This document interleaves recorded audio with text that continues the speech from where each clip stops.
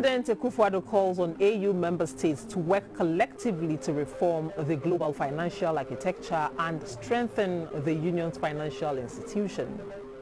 Paramedic and emergency training school opened for National Ambulance Service, and Guinea's Transitional Assembly holds its first session 5 months after military overthrow of President Alpha Conde.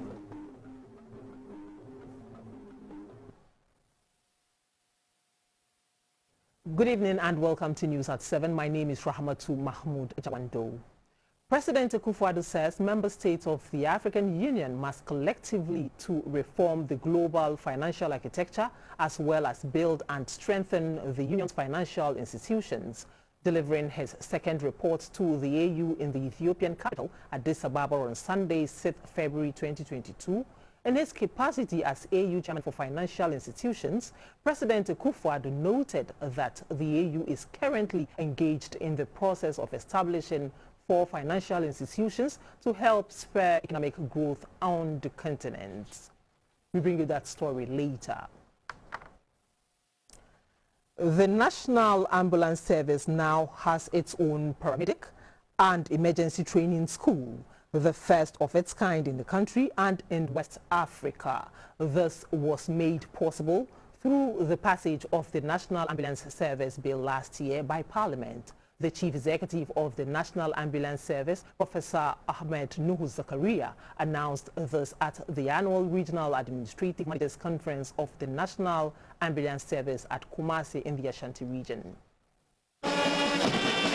The National Ambulance Service was established in the year 2004 as an agency of the Ministry of Health and a product of collaboration between the Ministry of Health and the Ghana National Fire Service under the Ministry of Interior. As a statutory agency, the service has been charged with specific roles and responsibilities of establishing and operating a nationwide comprehensive pre-hospital emergency care.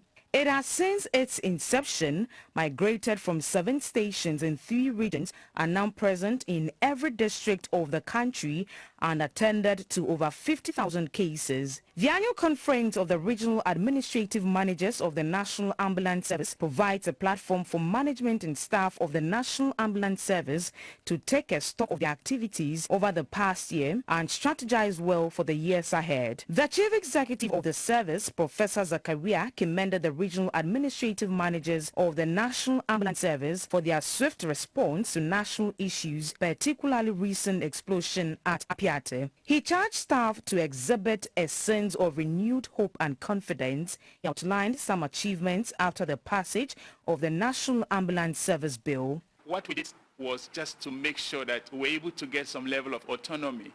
We started working on the bill that will definitely give us that autonomy. And thanks be to God, last year the bill was passed. So the service is no longer just an ordinary directorate, but it has now attained the status of an agency. And this also deserves some applause. We want to take opportunity of this meeting and with the presence of the media to appeal to you. Ghana is the only country we have. If we destroy what we have, we cannot get the services from elsewhere. Sometimes it's easy for the naysayers to make comparison with developed countries. Mind you, you are in Ghana. If you have an emergency now, you are not going to call 911 from New York to come and attend to you. You still have to deal with the 112. So I will advise we look at the cup half full instead of half empty. Because most of the time, our deliberations are from the perspective of the half emptiness of the cup and not half fullness. And when we do that, we demotivate the people who are sacrificing to provide the service. And I bet you, if you look at what the paramedics in Ghana are doing, it's not any different from what their counterparts are doing in the developed countries. The National Ambulance Service is poised to provide integrated, high-quality, pre-hospital emergency and medical care, health transport, medical retrieval and education services to all. 309 new recruits of the Ghana Armed Forces have passed out. The Deputy Commandant of the Ghana Armed Forces Staff and Command College, Brigadier General Wikiti Abbas Seidu, entreated the recruits to uphold the integrity of their profession and protect lives and property. The 321 recruits were made up of 122 males and 198 females. They were taken through the basics but comprehensive military training, which included physical training, tactics, handling of weapons, drill, military laws, map reading, fieldcraft, first aid and liberal education. Out of the total number, 11 were unable to complete the course due to medical reasons, whilst others were expelled for indiscipline during the period of training. The highest compliment as the present act.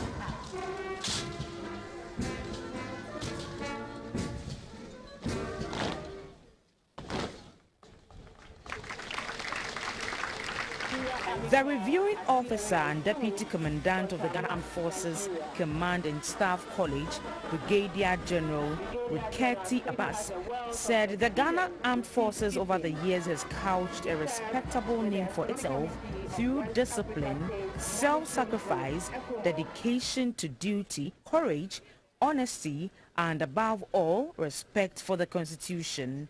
He urged the new recruits to observe the laws of Ghana and uphold the integrity of their profession. Let me remind you that as soldiers, we are not about any laws in the country. As soldiers, we are subject to the Constitution.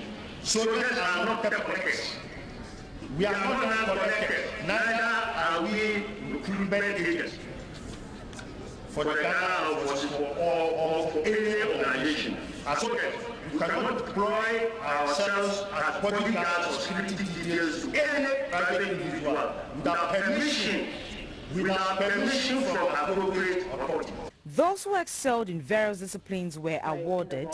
Miss Joy Sokpe was adjudged the overall best recruit and was presented with a certificate, T-shirt, and a plaque. Mr. Gilbert Ameuga took home the best in voice, best in weapon training, best in map reading, and best in academics. The Ministry of Transport has commenced a process to review the Road Traffic Act, Act 683, and the Road Traffic Regulations, LI 2180. The move is part of ongoing interventions to keep up with the changing trends in the road transport industry and also to help reduce carnage on our roads. The Minister for Transport, Mr. Kweku Foriesiama, announced this at the inauguration of a newly built office accommodation for the Driver and Vehicle Licensing Authority at Obuasi in the Ashanti region. The Obuasi office of the Driver and Vehicle Licensing Authority, DVLA, was one of the first district offices to be established in the Ashanti region, basically to bring the services of the authority closer to its clientele. The authority initially operated from a 2-unit office block which was provided by the Obuasi Municipal Assembly. As patronage of its services grew, extensions were made to the existing facility to meet growing demand. The board chair of DVLA, Mr. Frank Davis, said the authority is poised to provide quick services to its clients in the shortest possible time.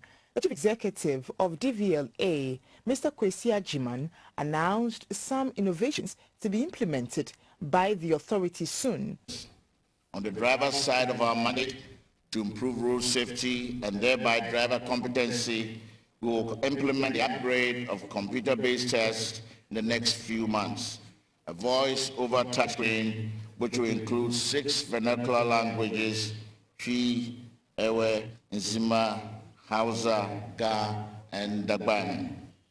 There will be compulsory refresher training for all motorcycle riders, and a unique commercial driver license will be introduced.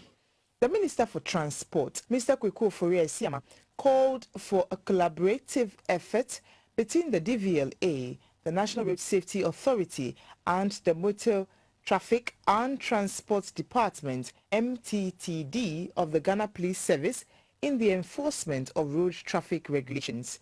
It is also important the DVLA collaborate more closely with the National Road Safety Authority and the MTTD to intensify enforcement activities, and scale up road safety education and awareness programs. It is my fervent hope that we can count on the support and cooperation of all stakeholders to make our roads safe for all. The primary objective of the DVLA is to promote good driving standards in the country and to ensure that vehicles that ply the roads are roadworthy.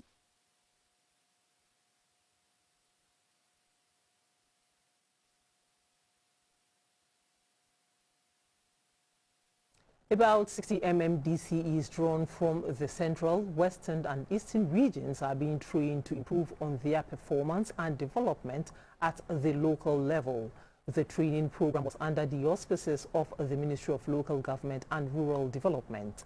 The Sector Minister, Mr. Dan Botry, believes the orientation will propel the MMDCEs to deliver on the development agenda of government. The participants were taken through policy analysis, government flagship projects and community development. The Minister for Local Government and Rural Development, Mr. Dan Botry, entreated the MMDCs to be guided by the Assembly's policies and interventions to enhance development at the local level. He reiterated the President's vision to deepen decentralization and also improve on the well-being of the citizenry. Act 936, and let me say that we also want to get the media and other stakeholders involved to understand what Act 936 is. That's the Local Governance Act. For example, before you go to local assembly meeting, you should have met people in your locality before you attend assembly meeting. When you close for the assembly meeting, you should meet them and let them understand. When you do that, this will build of people feeling that government is far away from the people will reduce.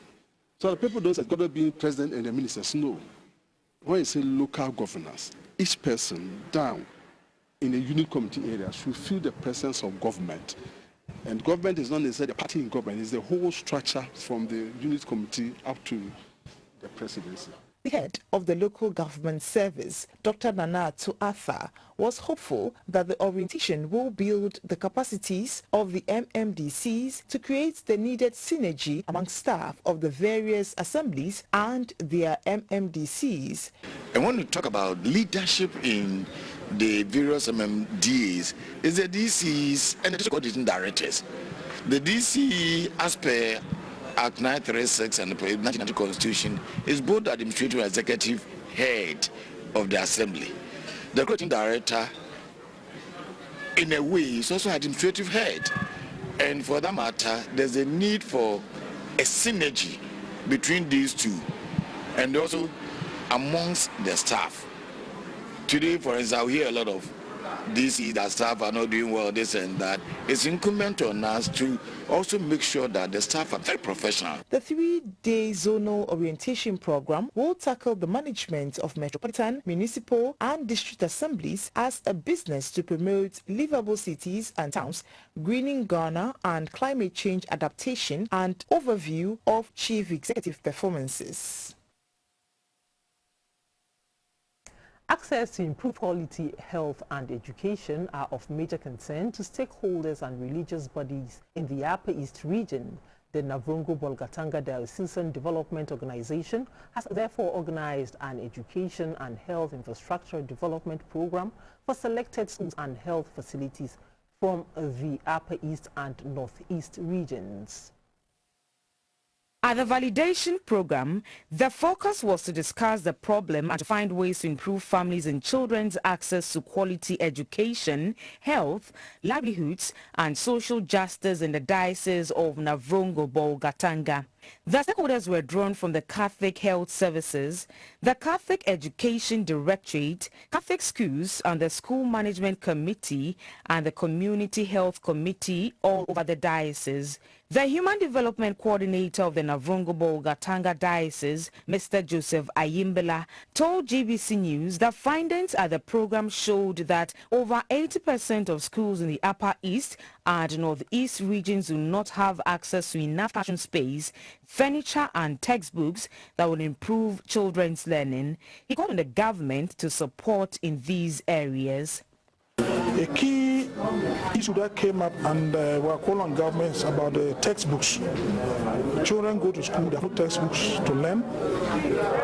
Teachers are given only the guide, and that's from the guide to extract. And most of the teachers even find it difficult to interpret the guide. So we think this hampers the learning of our children in the schools, and government must act quickly to release the textbooks for all the schools, both primary and the junior high schools. The primary health care coordinator for Navrongo Gatanga, who led the team to conduct the baseline survey, Mr. Peter Ayamba Akudugu, complained about the inability of health facilities to have access to health insurance claims. He said the various health facilities had less than 3 months reimbursement claims for the year 2021. This, he said, was a major barrier to proper health care delivery in the diocese. Almost all the facilities had less than 3 months of payment. In fact, the health committees didn't know of this because they have realized that any time they go to the facilities, they were not getting some of the drugs they needed, or they will write prescriptions for them to go somewhere and buy.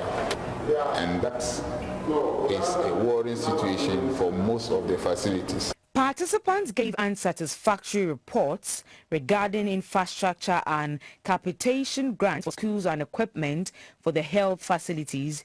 They appealed to the government to support the church in its quest to deliver quality health and education for the benefit of the poor in society and to give support to the government's agenda. A philanthropist, Maria Mensah, has presented some teaching and learning materials to the Street Academy in Accra. Ms. Mensah said she hopes to create the opportunity for more street children within the Arts Center and Jamestown Enclave to be enrolled at the Academy. Philanthropist Samaria Mensah is the current Miss Ebony UK 2021. She plans to do more in the area of humanitarianism, and this is the first in a series of other donations to the Academy to improve on teaching and learning at the school. The Street Academy operates using the Agency, Inclusion, Development and Socialization AIDS approach, where every child needs support, has access to programs to ensure development and socializes to be culturally accepted in society. This support include exercise books, pens, pencils, crayons, among others. The winner of the Miss Ebony UK 2021 says the smiles on the faces of the students has motivated her to do more to assist the academy. The director of the Street Academy, Atalati, said thank you. He said due to the coronavirus, the academy can only cater for 52 children. He assured that the academy will enroll more street children when COVID-19 is successfully combated. The Street Academy has been in existence for the past 25 years. It uses education through culture and sports to expose the hidden talent of the less privileged children on the streets of Accra.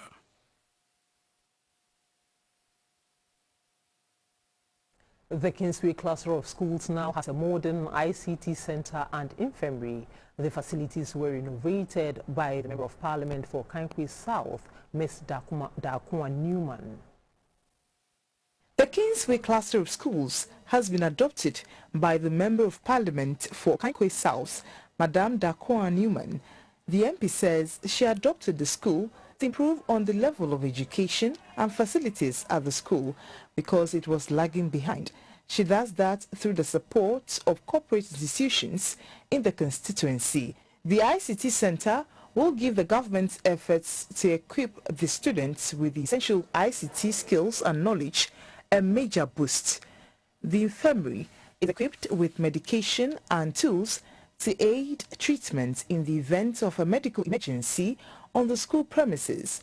Madame Dakwa Newman promised to replicate similar initiatives in the constituency. One major issue is the maintenance of these buildings, and so I would plead with the management of this school that as today we are handing over this infirmary and ICT lab to them, that they always maintain the building. She entreated the school's management to effectively manage the facilities to ensure it serves its intended purpose for the benefit of all.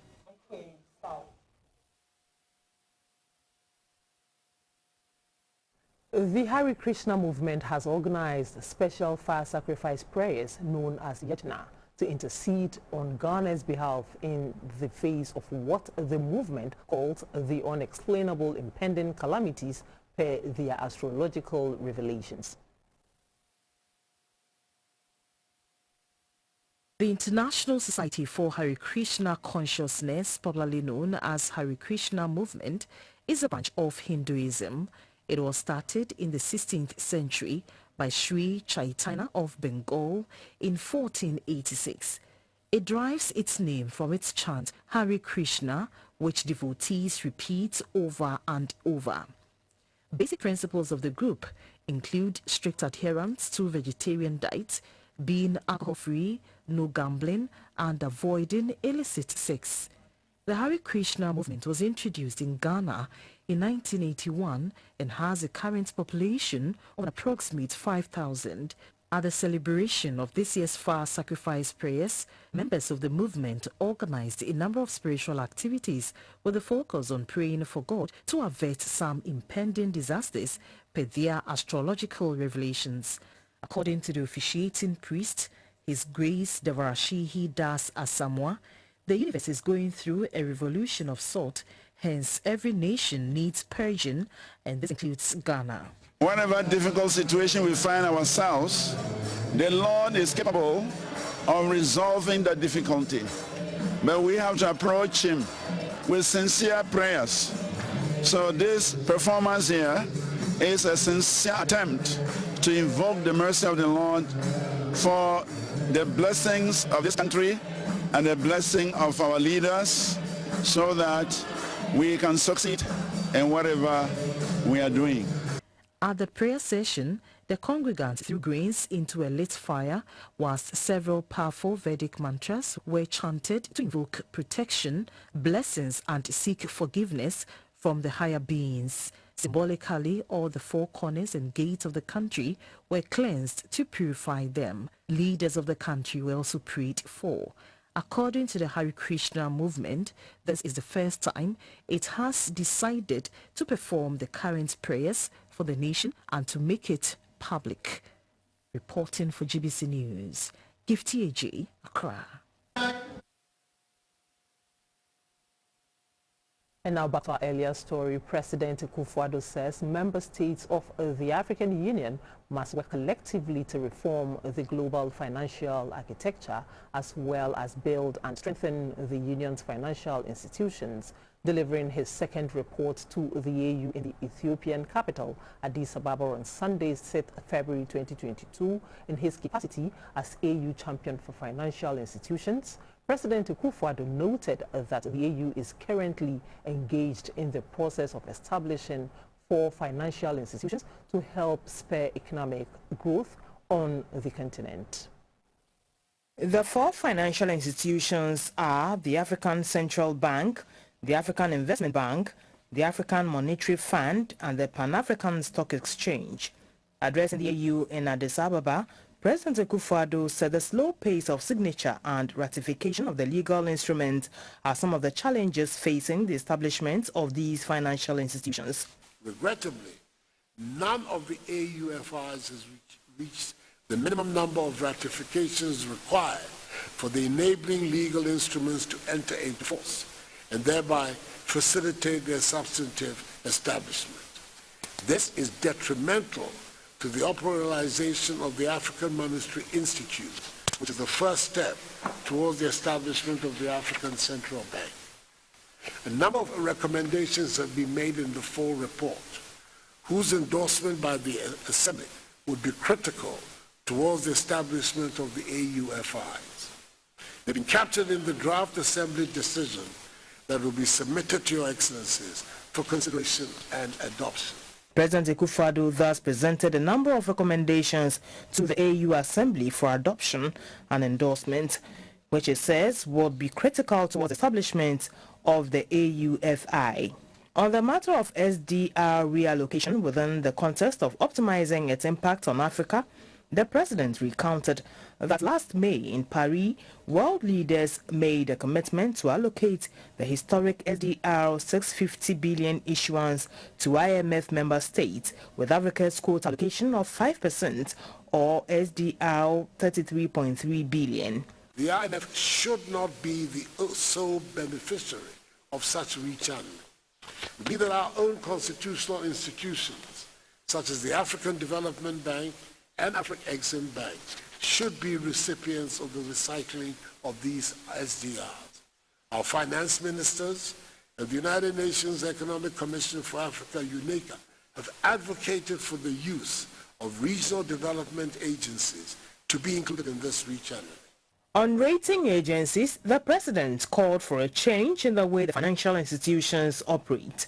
We need to guard against the continuing consequential stranglehold of the rating agencies, which has affected the cost and access to capital markets for African countries, and has during this COVID period resulted in the downgrading of many African countries, exacerbating even more their funding challenges. He thus urged the AU Assembly to encourage G20 leaders to stick to their commitment to reallocate to Africa the SDR $100 billion agreed to at the Paris summit in May 2021. Did you miss some of the past week's major stories? If yes, here is an opportunity to catch up in pictures.